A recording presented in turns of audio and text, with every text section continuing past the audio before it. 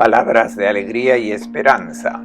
Es el domingo 29 del tiempo ordinario, el año C, Lucas 18, 1-8. Y el comentario es del padre Fernando Armelini. Un buen domingo para todos. En nuestras vidas a veces todo va bien. Las relaciones familiares son amistosas, las cosas van bien con los vecinos, con los compañeros de trabajo, pero a veces también derramamos muchas lágrimas. Ocurre cuando nos enfrentamos a la maldad, a traiciones, a mentiras e injusticias y nos preguntamos cómo comportarnos en estos momentos. ¿De dónde sacamos fuerzas para vivirlos a la luz del Evangelio? Y no dejarnos guiar por lo que es el impulso que nos surge inmediatamente.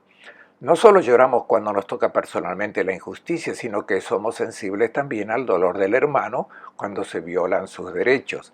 Y por eso nos indignamos cuando vemos la explotación de los pobres, la opresión de los débiles e indefensos. La indignación es un signo de amor. Significa que nos interesa la justicia. Y Jesús también se indignó. La Biblia nos recuerda que muchas veces Dios se enoja. Por supuesto se trata de un antropomorfismo, pero su ira nos dice que no es indiferente a lo que les pasa a sus hijos e hijas. Y es una señal de que está apasionadamente implicado en su amor por nosotros. ¿Cuál es el peligro que corremos en estos momentos de desánimo? El de perder el control de nuestra indignación. Mientras Dios y Jesús convierten la ira y la indignación en intervenciones de amor, nosotros fácilmente nos volvemos agresivos y en lugar de curar el mal, añadimos más maldad. ¿Qué hacer para administrar bien nuestra indignación? Jesús nos da una pista. Escuchemos. En aquel momento Jesús les contó una parábola sobre la necesidad de orar siempre para no enfadarse. Habrán notado que la traducción que oyeron es diferente a la que encuentran ordinariamente en la Biblia, donde dice que Jesús contó una parábola para inculcarles que hace falta orar siempre sin cansarse. Parecería una invitación a orar mucho y no dejar de recitar oraciones. La traducción que han oído dice en cambio la necesidad de orar siempre para no enfadarse.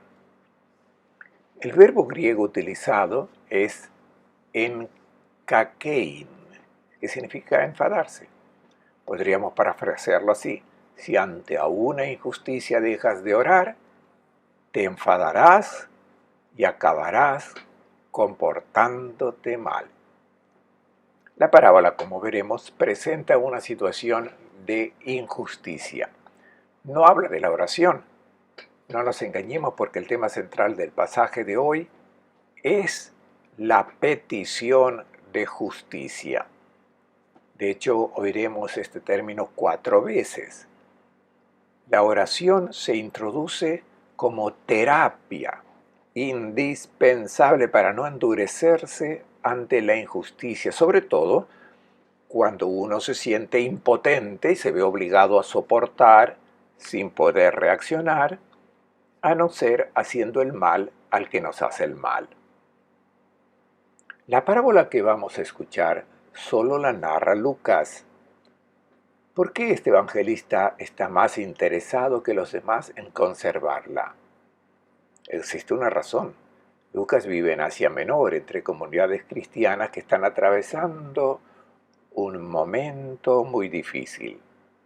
Encontramos la situación presentada muy claramente en el libro del Apocalipsis, donde se dice que los cristianos no adoraban la estatua de la bestia. La bestia era el emperador Domiciano. Dense cuenta que el autor del Apocalipsis llama bestia al poderoso de turno, el gobernante del mundo. Ya que no ofrecían culto a las estatuas de la bestia, los cristianos tenían que soportar abusos, no podían reclamar sus derechos, eran discriminados en el trabajo, si necesitaban abrir un negocio no recibían la licencia. La comunidad de Roma recibió noticias de que los hermanos de la fe en Asia Menor estaban sufriendo y la comunidad de Roma escribió en nombre de Pedro una carta muy hermosa y conmovedora en la que dice: queridos, no se extrañen de la persecución que ha estallado contra ustedes como un incendio. Es normal que los cristianos sufran persecución, pero alégrense más bien de compartir los sufrimientos de Cristo. Que ninguno de ustedes tenga que padecer por ladrón o asesino o criminal o por meterse en asuntos ajenos, pero si se padece por ser cristiano, no se avergüence, antes dé gloria a Dios por tal título. Primera Pedro 4, 12, 15. ¿Cuál es el peligro que corren estos cristianos de Asia Menor? Que si no oran se arriesgan a enfadarse, entregarse a la tentación de reaccionar hiriendo a los que les persiguen, a reaccionar al mal con mal, a la injuria con la injuria. Y se arriesgan incluso a culpar a Dios por dejar pasar las cosas en lugar de intervenir y hacer justicia. Algunos, de hecho, incluso muchos en algún momento, abandonarán la fe y volverán a la vida pagana.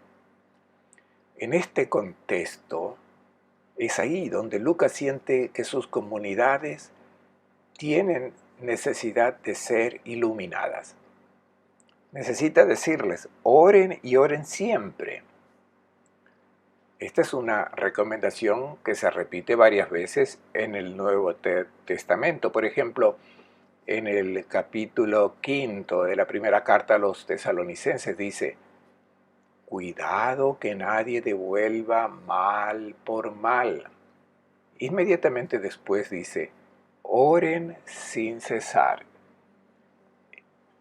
Esta es el arma con que defenderse del peligro de portarse mal. Ora.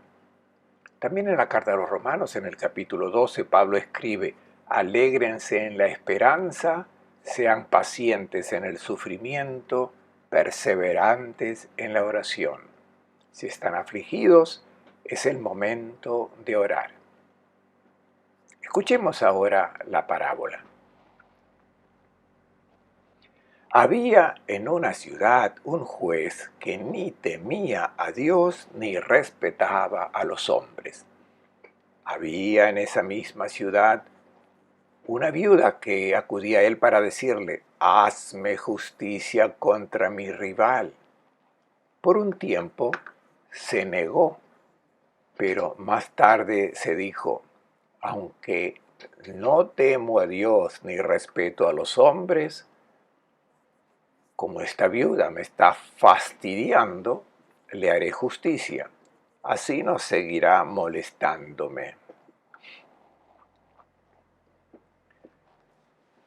El primer personaje que Jesús pone en escena en la parábola es un juez, cuyo trabajo debería ser proteger a los débiles e indefensos.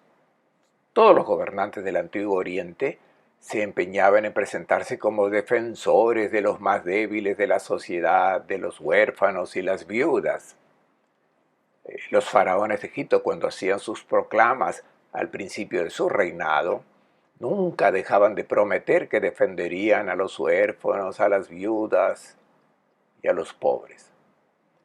En el comienzo del famosísimo Código de Hammurabi, el gran gobernante se presenta diciendo: yo, Hammurabi, he sido llamado por nombre de los dioses para hacer justicia en la tierra, para aniquilar a los malvados, para que los fuertes no opriman a los débiles.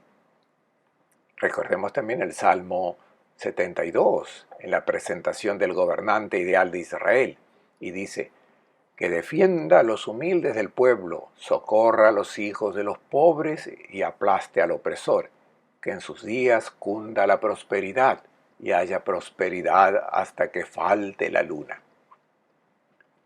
El juez de la parábola es un inicuo, sin Dios, uno que tiene otros intereses que administrar la justicia y ocuparse de los débiles. La descripción que Jesús hace de este personaje es tan realista que se podría pensar que se refiere a un caso concreto que le fue relatado o del que él mismo fue testigo. ¿Qué ocurría en Israel más allá de todas las proclamas e ideales? Describen esta situación los profetas del siglo VIII a.C.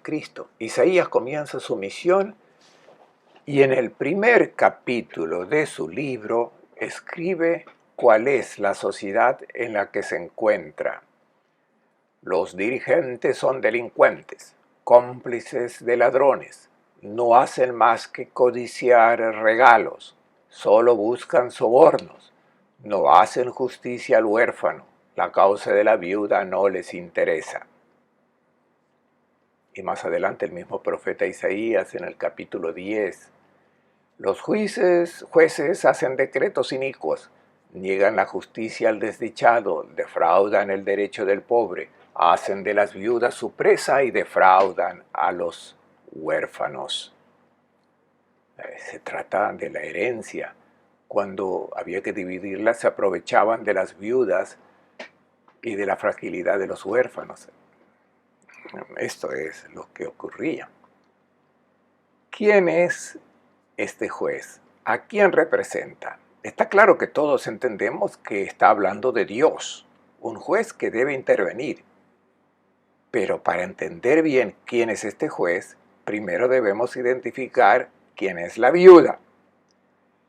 Había en la misma ciudad una viuda, y sabemos que las viudas junto con los huérfanos y los extranjeros constituían la categoría de los que no tenían posibilidad de hacer valer sus derechos. Estaban sin protección. Los huérfanos no tenían padres, la viuda no tenía marido, los extranjeros no tenían embajadas. ¿Quién protegía a estas personas más débiles? No los jueces. El Salmo 68 dice quién es el que protegía a estas personas más débiles. No eran los jueces, era Dios. ¿Cuál era la situación de Jesús en su tiempo? Lo dice él mismo. Cuidado con los escribas que les gusta andar con largas túnicas, recibir saludos en las plazas, los primeros asientos en las sinagogas y devorar las casas de las viudas. ¿Qué le debió pasar a la viuda de la parábola? Tal vez había sido engañada en un traspaso de herencia o había sido víctima de algún engaño. Alguno la había hecho trabajar y luego no le había pagado. No lo sabemos, pero ciertamente había sufrido una injusticia y nadie la escuchaba. ¿Y quién es este personaje? Es muy importante identificarlo porque Jesús está invitando a sus comunidades a entender quién es esta viuda que pide justicia. En la época de Jesús las viudas no acudían a los jueces, eran los hombres los que acudían a los jueces. La viuda no tenía marido, pero es imposible que no tuviera un hermano, un primo, un amigo. Las mujeres no podían ir al juez, siempre eran los hombres, porque Jesús habla de una viuda que clama justicia al juez. ¿Quién es esta viuda? Estudiemos la Biblia, comprendamos a quién se refiere Jesús y luego Lucas en su Evangelio. Si hojeamos la Biblia, enseguida comprenderemos quién es la viuda. Cuando Israel es oprimida, humillada, sufre injusticias y no puede reaccionar, es llamada viuda Israel. No hay esposo que la defienda. Es como las viudas oprimidas, humilladas. El comienzo del libro de las Lamentaciones dice: se ha quedado viuda la primera de las naciones. Es Jerusalén, es una viuda. Y ahora está claro a quién se refiere la parábola y a quién quiere Lucas que se refieran las comunidades. La viuda ya no es Israel, dice ahora Lucas, son ustedes, son nuestras comunidades, esta viuda indefensa que clama y pide justicia al juez. Y el juez es ciertamente, claramente Dios. Tratemos de identificar bien a este juez. La parábola continúa con un soliloquio de este magistrado que dice: en algún momento tengo que resolver este caso, no porque me haya dado cuenta de que mi comportamiento es incorrecto, sino simplemente porque estoy cansado, molesto por la insistencia de esta viuda. El verbo griego que se usa es hipopiase, que significa me pega, me da golpes bajos y me condiciona, me hace mal, daña mi reputación. Es por esto que tengo que resolver este caso. ¿A quién grita esta viuda? Que son las comunidades cristianas del tiempo de Lucas. Los lectores del Evangelio lo entienden muy bien. Es el Dios que no se mueve, parece que no hace nada, parece que permanece impasible y no se interesa por estas comunidades. Y entonces el peligro que corren es el de enfadarse. ¿Quién es este Dios al que se dirigen estas comunidades? No es el verdadero Dios. El Dios al que se dirigen es el Dios que debería intervenir para hacer justicia a través de milagros, a través de prodigios. De lo contrario, ¿qué podemos hacer si no interviene como esperamos? El problema es que ese Dios no existe. Lo hemos creado nosotros y seguimos creyendo en este Dios. De hecho, cuando nos encontremos en estas situaciones e invocamos a Dios, esperaremos que intervenga. No, no interviene con prodigios, pero es necesario continuar a orar, o sea, a permanecer en sintonía con sus pensamientos sin esperar intervenciones prodigiosas que no sucederán. Las comunidades en tiempo de Lucas esperaban una intervención de Dios que hiciera justicia a su modo. No interviene en nuestra historia tal como nosotros querríamos. Interviene como Él lo hace. Lo importante es estar preparados para captar sus planes y cuando se presente la oportunidad de colaborar en el nacimiento de un mundo nuevo, podremos hacer lo que Él espera de nosotros. ¿Qué pasa entonces cuando se ora? Lucas está recomendando a sus comunidades: no se enfaden, no esperen maravillas del Dios que tienen en mente. Sigan orando para no enojarse y errar en su comportamiento. El que ora permanece en contacto constante con los pensamientos, los sentimientos y proyectos de Dios. Entonces, ven las cosas como Él las ve. La oración te mantiene alerta al momento en que se crean las condiciones que permiten que las cosas cambien. Recordemos el famoso capítulo 5 del libro del Apocalipsis, cuando el vidente rompe a llorar porque ve la injusticia y no entiende qué sentido tiene y por qué Dios no interviene. Y este vidente del Apocalipsis es invitado a subir y mirar las cosas desde arriba. Entonces las ve como las ve Dios. Esto es lo que hace la oración. Nos hace elevar la mirada y nos hace ver la situación dolorosa que estamos viviendo como la ve Él y qué sentido tiene. Si no rezamos, no entenderemos nada y manejaremos las cosas según nuestros impulsos y acabaremos desviados. Nos hacemos daño y hacemos daño a otros. Esta es la oración como terapia para no equivocarnos en estas situaciones. Si no persistes en la oración, además de irritarte, corres un gran riesgo. Escuchemos lo que nos dice Jesús ahora. El Señor añadió: fíjense en lo que dice el juez injusto, y Dios ¿no hará justicia a sus elegidos si claman a Él día y noche?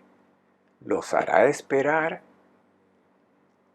Les digo que inmediatamente les hará justicia, solo que cuando llegue el Hijo del Hombre, ¿encontrará esa fe en la tierra? El Señor es el que está hablando ahora. Y cuando en el Evangelio de Lucas se dice el Señor, quiere decir el resucitado. Lucas está diciendo a sus comunidades que sufren persecución y a nosotros hoy, cuando nos encontramos en situaciones en las que sufrimos injusticia. Escucha lo que te dice el resucitado. ¿No hará Dios justicia a sus elegidos que claman a Él día y noche? Qué hermosa expresión que se emplea para dirigirse a nosotros hoy y a los cristianos de la comunidad de Lucas. Somos sus elegidos, es decir, los que se han dejado convencer por la propuesta del Evangelio y por lo tanto ya no pueden reaccionar como lo harían los paganos ante la injusticia. Y esta es la respuesta. Les digo que inmediatamente les hará justicia. La mejor traducción de la expresión griega en tajei podría ser traducida con rapidez, o mejor aún, traerá la justicia de repente, cuando menos lo esperes, de una manera que quizás no hayas previsto, pero hará justicia. ¿Te gustaría que la justicia la trajera de una manera determinada? No, Él la hará, ciertamente, de improviso, cuando no lo esperes. Por eso debes mantenerte siempre en oración, es decir, en diálogo con Él, en la escucha de su palabra, porque la oración te mantiene en la disposición adecuada para aprovechar el momento en el que Dios te pone delante oportunidades para empezar un mundo nuevo. Luego los hará esperar mucho tiempo. La expresión griega kai macrothymei epautois la traduciría así: aunque los haga esperar mucho tiempo. Ten en cuenta que puede tardar mucho tiempo en esperar, pero Él hará justicia. Confía en lo que te dice el resucitado. La desconfianza y la falta de fe ante la larga exaltación de la manifestación del reino de Dios se pueden insinuar incluso en los creyentes, y este es el peligro: perder la esperanza, dejar caer los brazos y regresar a la vida pagana diciendo que el de Jesús era un buen sueño. No, fíjate, el único antídoto contra la falta de esperanza es la oración. Mantente unido al pensamiento de Dios. La última frase del resucitado: solo que cuando llegue el Hijo del Hombre encontrará esa fe en la tierra. Alguien ha interpretado diciendo, quién sabe si al final todavía habrá algunos creyentes en la tierra. Este no es el sentido de lo que dice Jesús al concluir la parábola. Está diciendo que Dios intervendrá ciertamente para hacer justicia, y tú deberás permanecer preparado manteniéndote unido a Él en la oración, porque puede ser que venga y te encuentre desprevenido. Les deseo a todos un buen domingo y una buena semana.